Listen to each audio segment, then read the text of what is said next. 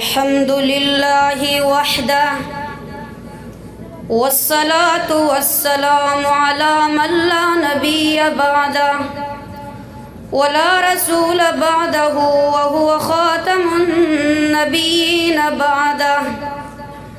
أما بعد فأعوذ بالله من الشيطان الرجيم. بسم الله الرحمن الرحيم. ومن الناس من يشتري لهو الحديث ليضل عن سبيل الله بغير علم.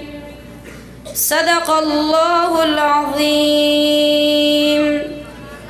وقال النبي صلى الله عليه وسلم: بعثت بكسر المزامير، أو كما قال النبي صلى الله عليه وسلم. از پیام مصطفی آگاه شو، از پیام مصطفی آگاه شو، فارغ از ارباب دون الله شو. بے نیازی نازهات دارد بسی، بے نیازی نازهات دارد بسی، نازها اندازهات دارد بسی. محترم صدر جلسه، علماء کرام، طلباء عظام، ریش سفیدان، جوانان و نوجوانان و مهمانان معزز در اینجا جمع شده اید بخاطر شنیدن قال الله و قال الرسول. من تجمع شمایان را بلفظ السلام علیکم و رحمت الله و برکاته خیر مقدم میگویم. البته از آیه و حدیث مطلوع علیکم پی برده باشید. موضوع بنده درباره نقصانات نغمه و سرور می باشد. سامعین محترم، ارشاد النبی کریم صلی الله علیه و سلم است که نغمه و سرود در دل نفاق می رویاند چنان که آب سبزه می رویاند. و در جای می فرماید در آخر زمانه عده از این امت را مسخ نموده بوزینه و خنزیر ساخته می شوند. صحابه کرام عرض کردند: یا رسول الله، آیا آنها بر این سخن گواهی نمی دهند جز الله معبود بر حق نیست و محمد صلی الله علیه و سلم رسول الله است؟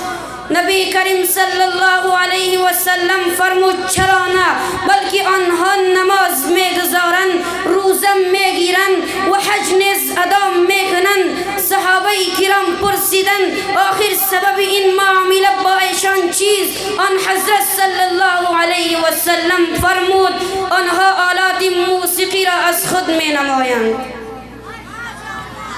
سامعین مکرم، ساز و موزیک، رقص و سرود آن زهر قاتلی است که از چهره بنده مؤمن نور، از چشمان او حیا، از زبان او ذکر الهی، از دلها خوف خدا، از گوشها طهارت، از ذهنها نظافت، از قول و عمل نفاست، از زندگی عبادت، از رشتهها صداقت، از جامعه هدایت، همچون سرمایه های گرانبها را سلب می سازد. چنانچه کسانی که در شنیدن ساز و سرود مشغول می باشند باید بر این فرمان پیامبر اسلام صلی الله علیه و سلم غور نمایند. نبی کریم صلی الله علیه و سلم فرمود: شنیدن ساز و سرود گناه است، نزد آن نشستن فسق است و از آن لذت حاصل کردن کفر است. و در یک موقع نبی کریم صلی الله علیه و سلم مقصد بعثت خود را بیان نموده فرمود: انما بعثت بکسر المزامیر، من برای شکستن آلات موسیقی فرستاده شدم.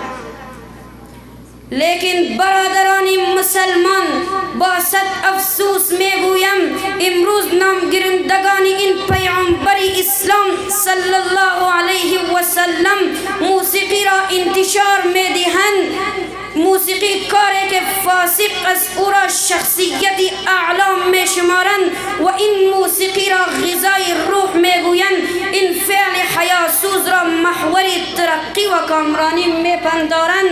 نبی کریم صلی الله علیه و سلم فرمود، نبی کریم صلی الله علیه و سلم فرمود الله تعالی بعضی از آنها را به زمین میکشد و بعضی از آنها را بوزینه و خنزیر میسازد.